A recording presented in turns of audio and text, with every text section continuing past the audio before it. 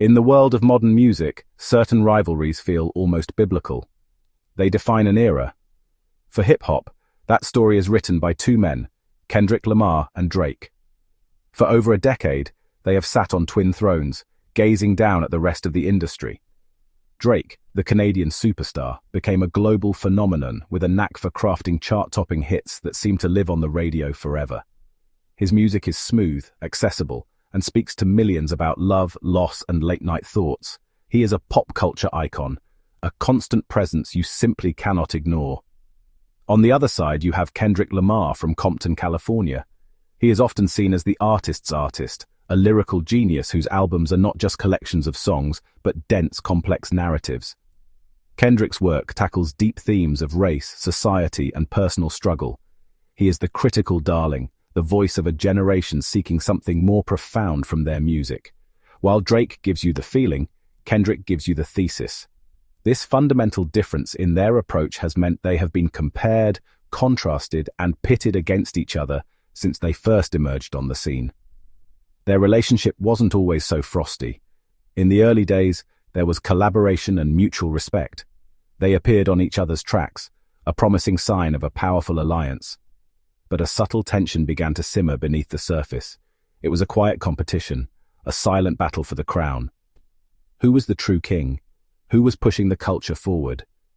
The Cold War turned hot in the spring of 2024. What started with a single spark erupted into a full-blown inferno of diss tracks. It was a spectacle unlike any we had seen in years. The battle was fast, furious, and deeply personal. Each artist fired shots, and the other would respond within days, sometimes even hours. The internet became the battlefield, with fans dissecting every line, every accusation, and every clever play on words. It was a dizzying exchange of musical blows, a public airing of grievances that had been building up for more than 10 years. Drake and Kendrick threw everything they had at each other. The tracks were brutal and unrelenting. They dug into each other's pasts, careers, and personal lives. Drake, with his signature wit, questioned Kendrick's mainstream appeal and painted him as a sanctimonious figure. He unleashed a barrage of songs aimed at dismantling the mystique that surrounded the Compton rapper. The sheer volume of his output was a strategy in itself, an attempt to overwhelm his opponent and control the narrative through sheer force of will. It was a masterclass in modern media warfare. But Kendrick's response was surgical. He waited, absorbed the attacks, and then unleashed a series of tracks that shook the foundations of the music world. The most devastating of these was Not Like Us. It was not just a diss track, it was a cultural event. The song was an anthem, a joyous West Coast-infused takedown that was as catchy as it was cutting. With its infectious beat and damning accusations, the song immediately captured the public's imagination. It became the soundtrack to the summer, blasted from cars, clubs, and street corners across the globe. When the dust settled, there was a clear winner in the court of public opinion. Kendrick Lamar's Not Like Us had achieved total victory. The song stormed to the top of the Billboard Hot 100 chart, a rare feat for such an aggressive and unfiltered diss track. It wasn't just a #1 hit, it was a cultural reset. The track's success demonstrated that a song with raw, confrontational energy could dominate the mainstream, proving that Kendrick's artistic vision could also be a commercial juggernaut. It was a decisive and undeniable win in the battle for the charts. The accolades did not stop there.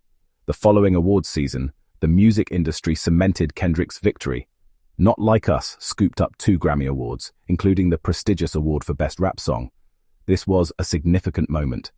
The Grammys, often criticized for being out of touch, had recognized the cultural impact of a diss track. It was official validation from the establishment, confirming that Kendrick had not only won the battle on the streets, but also in the hallowed halls of the music industry. For his fans, it was the ultimate confirmation of his genius. For Drake, the aftermath was more complex.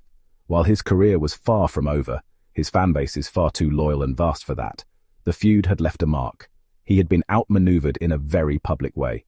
The narrative had slipped from his grasp. For an artist so used to controlling his own image and dominating the charts, it was a rare and visible defeat. The lingering ghost of Not Like Us haunted the conversation around him, a constant reminder of the moment his rival landed the knockout blow. The king had been momentarily but powerfully dethroned. Even after the track stopped dropping, the rivalry's energy lingered. It had changed the landscape. The feud raised the stakes for both artists and for the genre as a whole. A year has passed since the great diss track war of 2024. The open hostility has subsided, but the competition remains as fierce as ever. Today, on August 5th, 2025, the battle is no longer fought with insults, but with streams and sales. The Billboard charts have become the new arena, a place where success is measured week by week.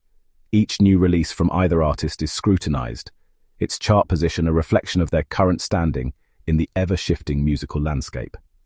It is a quieter, but no less intense form of combat. Drake, ever the hitmaker, recently returned to his familiar spot at the top. His latest single, What Did I Miss?, a smooth, introspective track, climbed its way to the coveted #1 position on the Billboard Hot 100. It was a powerful statement. Drake was back in his element, proving that his formula for creating massive hits was still as potent as ever. For a moment it seemed like the natural order had been restored. The master of the charts was once again seated on his throne, a sign of his enduring relevance and commercial power. But the story did not end there. Just as Drake was settling in, a challenger appeared. Kendrick Lamar, teaming up with the immensely popular singer SZA, dropped a surprise collaboration titled Luther. The song, a soulful and lyrically rich masterpiece, immediately resonated with listeners. The combined star power of Kendrick and SZA was undeniable. Fans flocked to streaming services, and within a week the impossible happened.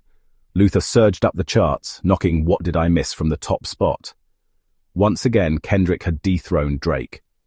This continuous back and forth is precisely why fans find these rivalries so compelling. It's more than just music, it's a long-form story with heroes, villains, and unpredictable plot twists. Each chart battle is a new chapter, a new test of strength. It gives the music context and stakes. It's not just a song, it's a move in a larger game. This ongoing competition pushes both artists to be better, to innovate, and to keep their audience engaged. And for us, the listeners, we get to sit back and enjoy the spectacle of two modern legends fighting for their place in history.